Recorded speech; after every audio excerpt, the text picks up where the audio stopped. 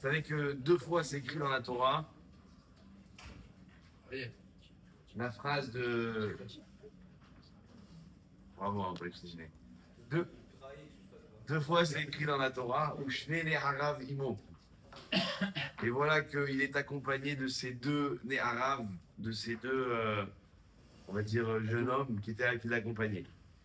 Et c'est écrit une fois à propos de Abraham Avinu, et c'est écrit une fois dans la paracha de cette semaine à propos de Bilham Aracha. Et en fait, de là, on voit une comparaison incroyable dans la Torah, comme si la Torah elle voulait comparer Bilham, un personnage vraiment tellement incroyable dans la paracha, et elle va le comparer avec Abraham Avinu. À ce point que la Mishnah dans la vote, elle va vous dire, elle va faire un parallèle entre Bilham et Abraham. Et elle va dire, soit parmi les élèves de Abraham, et ne soit pas parmi les élèves de Bilham. Quelle est la caractéristique des élèves d'Abraham Avinu? La Mishnah là-bas, elle va citer, elle va dire Aïn Tova. Abraham Avinu, il avait un bon œil. À l'inverse, Bilham, il avait un mauvais œil. Abraham Avinu, il avait ce qu'on appelle Nefesh Rechava. Nefesh, pardon, Nefesh Rechava. Et la Mishnah, elle va dire que Abraham Avinu, il avait également ce qu'on appelle Ruach Nemocha. Ruach Nemocha, c'est qu'il avait donc il était très, très, très humble. Et Nefesh Rechava, c'est que. Je crois pas que c'est Nefesh Rechava dans la Mishnah. Nefesh Shefela, c'est. Hein?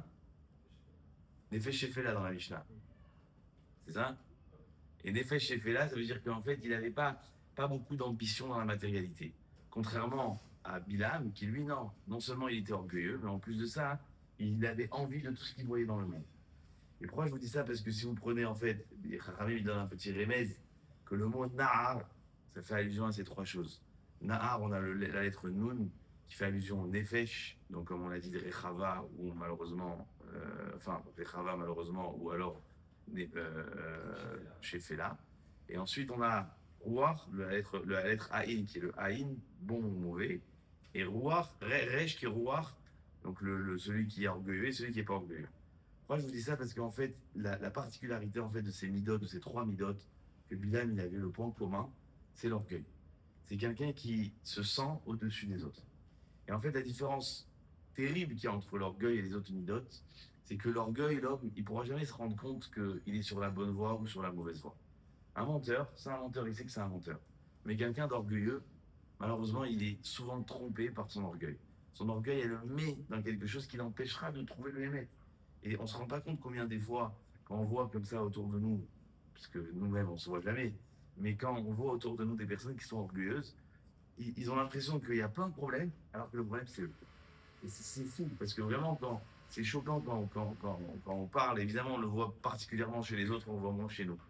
Mais quand, chez les autres, on voit des fois des gens qui ont des problèmes dans leur vie de sociale ou autre, et en fait, ils ne réalisent pas que le problème, c'est tout simplement qu'ils sont trop orgueilleux.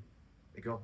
Et c'est fou parce que quand vous prenez la Torah, vous regardez dans la Torah à propos de Bilham Aracha, Bilham, le Rav ici, le Mishkovski, il ramène comme ça, il dit Bilham, on l'imagine comme un homme terrible qui a voulu maudire le peuple juif. Et il dit Bilham, il faut l'imaginer pas comme ça. Bilham, il faut l'imaginer comme le plus grand des Admours, comme un Rav, un des plus grands de la génération. C'est ça, Bilham. Ne croyez-vous pas que Bilham, c'était quelqu'un qui était complètement écarté de la Torah? Le Midrash, il dit que Bilham, Akadosh Baruch Hu, il a dévoilé toute la Torah. Il n'y a pas, et c'est une chose, comme ça il dit le Midrash, il n'y a pas une chose que Akadosh Baruch Hu, il n'a pas dévoilé à Bilham. Parce qu'il a voulu qu'il y ait un parallèle entre les nations du monde et les Juifs. Pourquoi que les nations du monde, un jour, ils viennent et ils disent ouais, tu as donné la Torah aux Juifs, c'est normal qu'ils connaissent la Torah, ils ont tout. Non, je vous ai donné un prophète encore plus grand que Moshe Rabbeinu. Bilham était plus grand que Moshe Rabbeinu. D'accord? Et Bilham, son vrai problème dans sa vie a été quoi? Il n'a pas compris pourquoi Kadosh Baruch Hu, il a donné la Torah à travers Moshe et pas à travers lui. Ça a été ça son problème. C'est de là qu'il a tourné Bilham Aracha. Et les Rachamim disent qu'il y a un passage qui dit là-bas dans la Torah qu'on va lire cette semaine, Tamot, Nafshi, Im Yesharim. C'est ça. Et là-bas, le passage qui dit les Rachamim, le Midrash, il explique qu'en fait, Bilham, il était sûr et certain, il a dit je vais voir que je vais mourir, moi, comme Aaron et Moshe Rabbeinu. Et si je meurs comme Moshe et Aaron, alors ça prouvera que je suis quelqu'un de grand. Donc toute sa vie, Bilham, il n'a pas vu la réalité.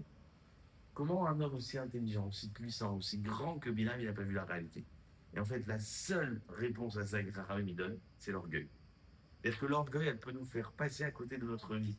Mais le pire, c'est pas qu'elle va nous faire passer à côté de notre vie, c'est qu'on va croire qu'on est un tzaddik. D'accord? Et ça, c'est le plus terrible. Ça veut dire que la Torah, ici, elle nous apprend, voilà pourquoi la Torah, elle a dit, Eve mitalmidav chez Abraham, Eve mitalmidav, velo ave mitalmidav chez Bilam Aracha. La Mishnah, elle aurait dû dire, soit comme Bilam ou soit comme Abraham. La Torah, elle n'a pas dit ça. Elle a dit, soit comme les élèves. C'est-à-dire quoi les élèves? Parce qu'en fait, la Torah, elle veut t'enseigner que Bilam et Abraham ne croyaient pas qu'ils étaient différents. Ils étaient quasiment les mêmes. Le seul problème, c'est qu'il y avait un tout petit point qui changeait qu'ils étaient tout à différents, c'était l'orgueil. Et je vous assure qu'aujourd'hui, alors, en tant que rave, pas parce que, en tant que rave, entre guillemets, officiel, mais pas parce que nous aussi, on a ce même problème chez nous-mêmes. Mais comme on voit beaucoup de personnes qui viennent nous voir, on réalise de ce problème. Et on réalise en fait qu'il y a des gens, ça passe pas. Ça passe pas, ça marche pas, ça avance pas. Ça avance pas. Pourquoi? À cause de l'orgueil. Parce qu'en fait, c'est très fin. L'orgueil, c'est pas je veux que mon nom il soit écrit partout. L'orgueil, c'est pas je veux me montrer chez tout le monde. L'orgueil, c'est penser qu'on a raison. C'est ça. Et c'est quand on pense qu'on a raison et qu'on pense qu'on mérite plus, on est tombé dans l'orgueil.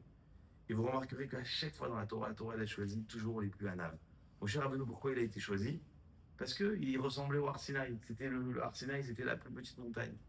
Mon cher Rabbeinu, il était anav. Yoshua, pourquoi il a été choisi? Il y avait des beaucoup plus grands que lui. Parce que c'est celui qui rangeait les chaises dans un Beth Midrash. Qui c'est qui range les chaises dans un Beth Midrash? C'est pas de mon kavod, c'est moi.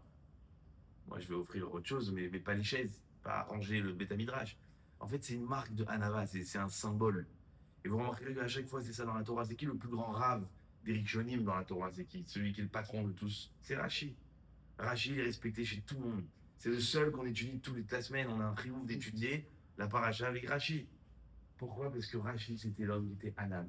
Rashi, le Rabbi Akiva Eiger, il écrit dans son livre, il a compté le nombre de fois où il a écrit dans son livre Anilo Edea. Je ne sais pas. Je ne sais pas combien de fois. Dans le Shah, je crois que c'est 55 fois. Dans la Torah, je crois que c'est 11 fois. Et dans le Nar, c'est 10 fois.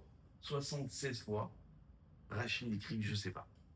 Il dit un homme qui est capable d'écrire dans son commentaire 76 fois je ne sais pas, c'est le plus grand. C'est le plus grand. Il disait là-bas que par exemple la plus belle des lettres est la lettre tête. Le tête, il est impressionnant comme lettre. Au niveau même, on a des architectes ici vous diront qu'au niveau architecture, le tête, il y a quelque chose de particulier. Ok? Le tête, il est beau. Le yud, c'est le plus petit. Quelle est la lettre qu'on a le plus écrite dans la Torah? C'est le yud. Plus de 33 000 fois ou 31 000 fois.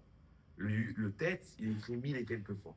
Pourquoi? Parce que la Torah, en fait, elle va donner l'importance à ceux qui sont ce qu'on appelle, pas qui se rabaissent, que le mot, c'est pas se rabaisser, mais ceux qui pensent pas forcément que c'est les plus grands. Et quand dans la vie, on est capable d'avoir ce qu'on appelle cette mida de Abraham, le Talmud de Abraham, d'apprendre ça, de voir ça chez Abraham, alors on est capable d'avoir vraiment le secret de pouvoir recevoir la Torah comme il faut. Alors on continuera à Bezrat Hashem d'abord.